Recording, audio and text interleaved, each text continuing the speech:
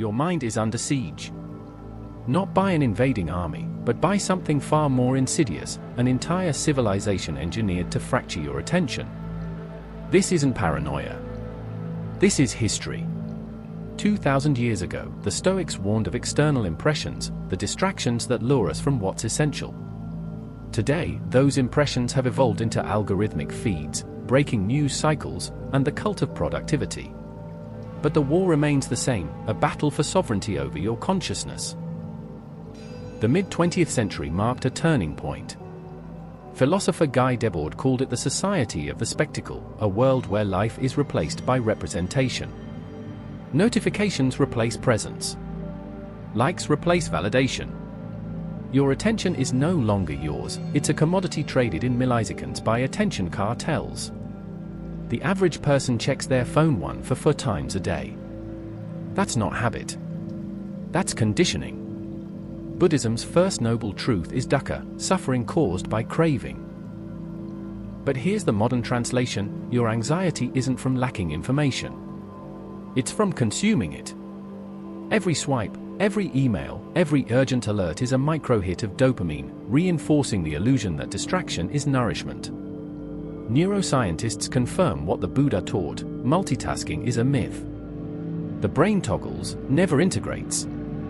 And each toggle leaves residue, what psychologist Carl Jung called psychic entropy, the slow leak of mental coherence. The Stoic philosopher Epictetus, born a slave, understood this better than anyone. He wrote, "We have 2 ears and 1 mouth so that we can listen twice as much as we speak." But today, we've reversed it. We input 10 times more than we process. Your mind wasn't designed to be a storage unit for hot takes and trending sounds. It was meant to be a sanctuary of discernment. Plato's allegory of the cave feels eerily modern right now.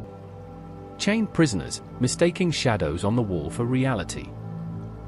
Today, the shadows are screens. The chains are behavioral algorithms. And the fire casting those shadows? It's the attention economy, burning your time as fuel. But here's what the algorithm doesn't want you to know: distraction isn't just stealing your time. It's eroding yourself. The existentialist Jean-Paul Sartre observed that hell is other people. Today, we might update that: hell is other people's agendas colonizing your attention. Every time you reflexively check your phone, you're not just losing minutes. You're surrendering authorship of your inner narrative. The Taoists had a term for this: Shin, the heart mind. In its natural state, it's like still water, reflecting reality without distortion. But modern life stirs it into chaos. We've normalized this turbulence, calling it the being busy. But the ancient Greeks had another word for it: akrasia, the state of acting against your better judgment. You know scrolling leaves you empty. Yet you reach for the phone. That's not weakness. That's design. Now consider this: the opposite of distraction isn't focus. It's intention. The Roman Stoics practiced premeditatio malorum, premeditation of evils. They'd visualize distractions before they appeared, robbing them of their novelty. You can do the same. Before opening an app, ask, is this serving me or farming me? That pause alone is revolutionary. Because here's the secret no productivity guru will tell you: you'll never eliminate distractions. But you can disarm them. Like the Buddhist concept of Maya, illusion, once you see the strings, the puppet show loses its power. Your inbox isn't urgent. Your notifications aren't emergencies. They're fiction wearing the mask of necessity. So let's perform an autopsy on distraction. What's its anatomy? First, the hook, a novelty trigger, ping, vibration. Then the loop. The endless scroll, the one more episode. Finally, the sinkhole, that hollow feeling afterward. This isn't accident. It's addiction architecture, engineered by billion-dollar teams. But you have a weapon they can't hack: awareness. The moment you name the mechanism, this is a slot machine disguised as a social network, you regain agency. The existentialists called this bad faith, pretending we don't have choices. But you're always choosing, even when you choose not to choose. Now, let's talk about boredom, Distraction's kryptonite. Blaise Pascal wrote, "All of humanity's problems stem from man's inability to sit quietly in a room alone." Today, we've made boredom obsolete. And in doing so, we've killed one of creativity's last refuges. The next time you feel that itch to reach for stimulation, try this instead: do nothing. For 60 seconds. Watch how your mind rebels. That rebellion is the sound of your focus muscles atrophying. But like any muscle, they can be rebuilt. Here's how: start with micro-solitude. 30 seconds of staring at a wall. No music. No podcasts. Just you and the raw, unfiltered present. It will feel unbearable, because you've been conditioned to flee from stillness. But in that stillness is the antidote to distraction, the realization that you are already complete. The Zen masters say, you are the sky. Everything else is weather. Your thoughts come and go. Notifications rise and fall. But the awareness that observes them? That's unchanging. That's you. Distractions can't touch what they can't own. So here's your first practice. For the next 3 minutes, treat your attention like sacred ground. When a distraction arises, an itch to check your phone, a nagging thought, don't suppress it. Don't indulge it. Just label it, distraction. That simple act of naming severs its spell. Because the greatest lie distraction tells is that it's inevitable. It's not. It's invited. One unconscious surrender at a time. And with that, we've just done something radical. We've exposed distraction's blueprint. In the next section, we'll go deeper into how to rewire your brain's response to chaos. But for now, sit with this truth: every moment of divided attention is a tiny death of your potential. And the opposite? That's where freedom begins. You are not your thoughts. This is the first truth you must understand if you want to free your mind. Right now, as you hear these words, there are two versions of you existing simultaneously. There is the you that is listening, and then there is the you that is thinking about what you're listening to. One is awareness itself, silent, unchanging, always present.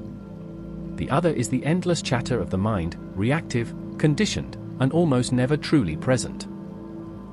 Neuroscience confirms what mystics have said for millennia: your brain has two primary operating systems. The default mode network is the mind-wandering, self-referential, constantly evaluating system that dominates when you're not focused on a specific task. Then there's the task-positive network, which activates when you're fully engaged in the present moment. Here's the crucial insight: these two systems are inversely correlated. When one is active, the other quiets down. This explains why meditation works. When you focus on your breath, you're not just calming your mind, you're literally changing which neural pathways are firing. Studies show that long-term meditators have thicker gray matter in the prefrontal cortex and insula, areas associated with self-regulation and interoception, the ability to sense what's happening in your body. The more you practice presence, the more you physically rewire your brain away from automatic reactivity. But let's be clear, presence isn't passive. It's the most active state of being imaginable. When the Stoics spoke of prasosh, attention, they meant a vigorous, disciplined focus on the present moment. Epictetus taught that the first task of philosophy is to distinguish what is within our power from what isn't. And the most fundamental thing within your power? Your attention in this very moment. Modern psychology calls this cognitive control. Your ability to direct your attention predicts your success in life more reliably than your IQ. But here's what they don't tell you: every time you surrender your attention to distraction, you're not just wasting time, you're weakening your cognitive control muscles. It's like skipping the gym for your mind. The Buddha called this mindfulness, remembering to remember. Not some mystical state, but the simple act of noticing when your mind has wandered and gently bringing it back. Neuroscientists now call this meta-awareness, awareness of awareness itself. And it turns out to be the master key to mental freedom. Here's why: most of our suffering comes from identification, the unconscious assumption that we are our thoughts. When an anxious thought arises, we think, I am anxious. When a craving appears, we think I want that. But this is the fundamental error. Thoughts are events that happen in consciousness, not the essence of consciousness itself. The French philosopher Jean-Paul Sartre made this distinction brilliantly. He separated the transcendental ego, pure awareness, from that empirical ego, the collection of thoughts, memories, and personality traits we normally call the me. Most people live entirely within the empirical ego, never realizing there's a dimension of themselves that is always free. You can experience this right now. Close your eyes and try to locate yourself. You'll notice something strange. You can observe your thoughts, your emotions, even your sense of identity, but you can never observe the observer. That silent awareness is what the Upanishads called the witness. It's what the Christian mystic Meister Eckhart called the ground of the soul. And it's completely untouched by any thought or distraction. This brings us to the most practical tool for mental freedom, the pause. Between stimulus and response, there is a space. In that space is your power to choose. Viktor Frankl, the Holocaust survivor and psychiatrist, put it perfectly: between stimulus and response there is a space. In that space is our power to choose our response. In our response lies our growth and our freedom. The problem is that in modern life, we've allowed that space to shrink to almost nothing. Notifications demand immediate response. Emails create false urgency. Social media thrives on impulse. We've trained ourselves to react before we've even registered that we're reacting. But here's the good news: that space can be expanded. Through what neuroscientists call top-down processing, you can use your prefrontal cortex, the seat of conscious decision-making, to override automatic reactions. Every time you pause before checking your phone, every time you take a breath before responding in anger, you're strengthening this capacity. The ancient Greeks had a word for this. Enkrateia, self-mastery. Not suppression of desire, but the ability to act according to your principles rather than your impulses. Aristotle considered it the foundation of all virtue. And it begins with that simple pause. Let me give you a concrete practice. For the next 3 minutes, I want you to try what's called noting. As thoughts or impulses arise, simply label them silently in your mind: thinking, wanting, remembering, planning. Don't judge them or try to change them. Just note them and return to your breath. What you'll discover is revolutionary: you are not your thoughts. You are the awareness that observes them. And in that realization lies an incredible freedom. When distractions arise, and they will, you don't have to fight them or follow them. You can simply notice them and let them pass, like clouds across the sky of your awareness. This is what the great spiritual traditions mean by liberation.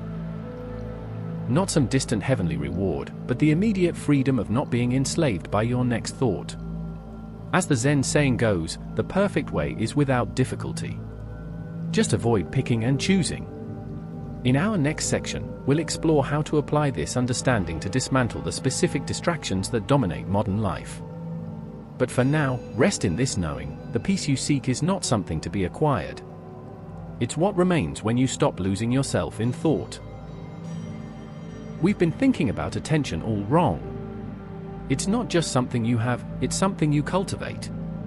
Your mind is an ecosystem, and just like any thriving natural environment, it requires careful stewardship. The ancient philosophers knew this intuitively. Marcus Aurelius wrote in his private journal, "Nowhere can man find a quieter or more untroubled retreat than in his own soul." But today, we've allowed our mental ecosystems to become polluted with the toxic waste of endless distraction. Let's start with a fundamental truth: attention is not infinite. The myth of multitasking has been thoroughly debunked by neuroscience.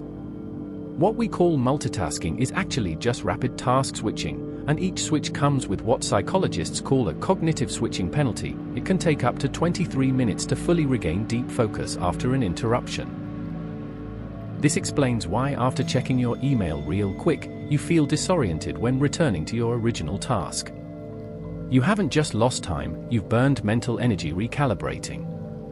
The Stoics developed an entire philosophy around this principle of limited attention. They called it prosoche, the discipline of attention. Epictetus taught that we should treat our minds like a sacred temple.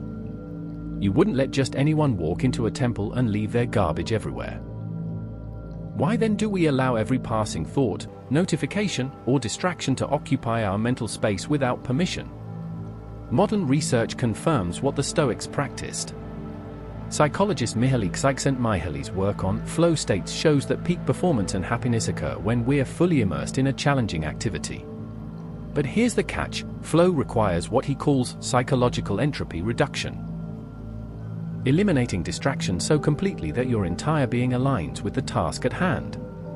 The ancient Chinese philosophers called this Wu Wei, effortless action that arises when you're perfectly attuned to the moment. But how do we achieve this in a world designed to fracture our attention? First, we need to understand the 3 layers of attention pollution: external pollution, the physical distractions in your environment; technological pollution, the devices and apps engineered to hijack your focus; internal pollution, the habitual thought patterns that scatter your awareness. Let's address each layer systematically. 1. External pollution, designing your sensory environment. The Buddhists have practiced sensory restraint for millennia. When entering meditation, they would consciously limit sensory input to create the conditions for deep focus. You can apply this principle by auditing your physical space. Visual pollution, every unnecessary object in your field of vision is a potential distraction. The Japanese concept of ma, a negative space, teaches us that emptiness isn't absence, it's potential. Clear your workspace of everything non-essential.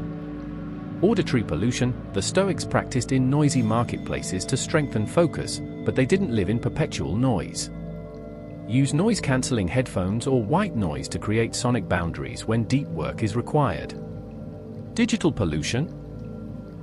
Implement what Cal Newport calls digital minimalism. Your phone shouldn't be within arm's reach during focus sessions.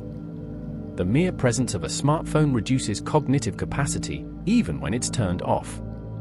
2. Technological pollution, rewiring your digital habits. The average person touches their phone 2,617 times a day. This isn't personal failure, it's by design. Tech companies employ armies of neuroscientists to exploit what psychologist B.F. Skinner discovered about intermittent reinforcement. Each notification is like a slot machine lever, you pull it hoping for a reward, and sometimes you get one. Here's how to fight back. Implement attention bastions, designate certain locations, your bedroom, your dining table, as device-free zones. The Romans had their lararium, household shrines. You need sacred spaces for focus. Use friction effectively, make distraction difficult. Delete social media apps from your phone. Use website blockers. Add steps between you and distraction. Practice intentional loading. Before opening any app, state aloud, "I am opening app to a specific purpose."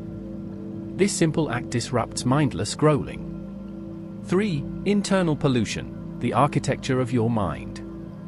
This is where most productivity advice fails. You can eliminate all external distractions and still be at war with your own mind. The Buddhists call this the monkey mind. The restless, impulsive thought patterns that sabotage focus.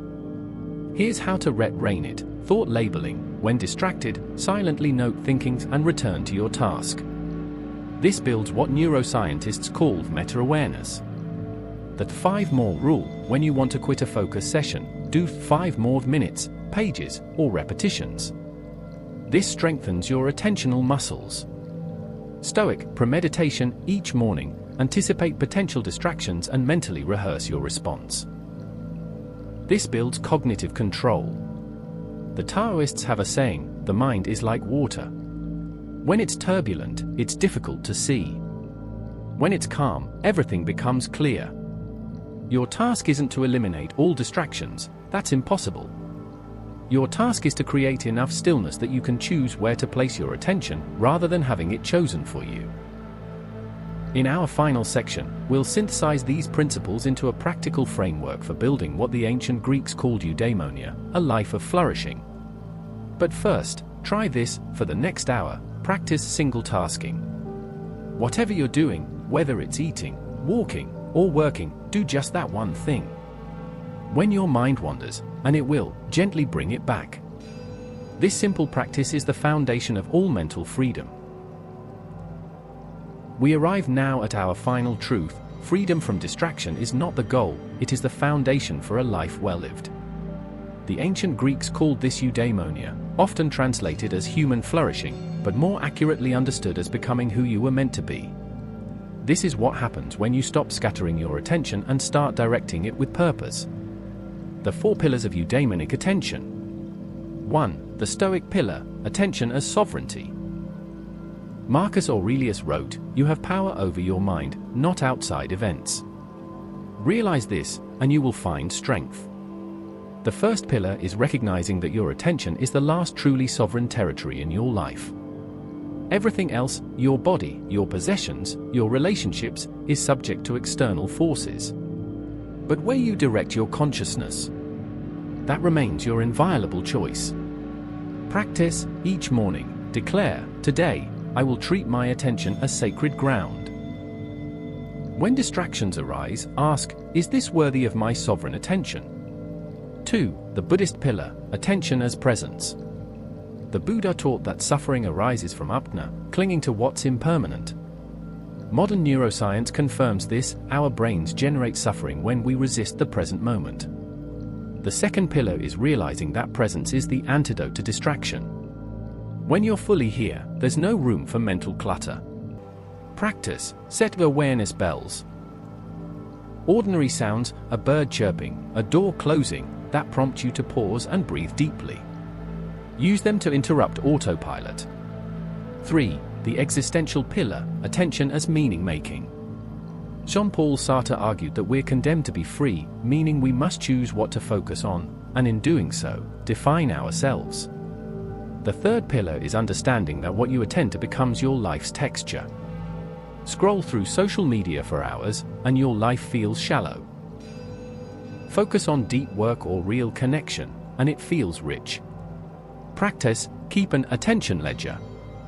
For 1 week, track how you spend your focus. Then ask, if I spent my attention this way for 5 years, who would I become? 4. The Taoist pillar, attention as flow. Lao Tzu wrote, "The sage does nothing, yet nothing is left undone." The final pillar is mastering the paradox of effort and surrender. When you stop forcing focus and instead align with the natural rhythm of the task, you enter Wu Wei, effortless action. This is the state athletes call the zone, where time dissolves and performance peaks. Practice, identify your golden hours, when you naturally focus best, and guard them ruthlessly. Use them for your most important work. The Eudaimonic daily ritual. Combine these pillars into a daily practice: morning sovereignty check, Stoic 5 minutes of negative visualization. What distractions will tempt me today? Set one intention for your attention, e.g., today I will listen deeply. Midday presence anchors, Buddhist before meals, pause for 3 breaths. When moving between tasks, feel your feet on the ground. Evening meaning review, existential journal, where did my attention serve my purpose today? Where did it betray me? Plan tomorrow's attention investments. Flow state cultivation, Taoist. End the day with 30 minutes of uninterrupted creative work or meditation. After weeks of this practice, you'll experience a profound shift. Distractions lose their grip not because you resist them, but because you found something more compelling. The philosopher Simone Weil put it perfectly: attention is the rarest and purest form of generosity. When you stop scattering your attention, you reclaim not just time, but your very self. This is eudaimonia, not happiness, but aliveness. The difference between a life spent reacting and a life spent creating. Between existing and being. As we conclude, remember, the world will never stop demanding your attention. But now you know the secret: attention is not something you lose. It's something you give. And you get to choose the recipients. So light your own flame. Then guard it, not with rigidity, but with loving vigilance. Because this flicker of awareness, this is where all greatness begins.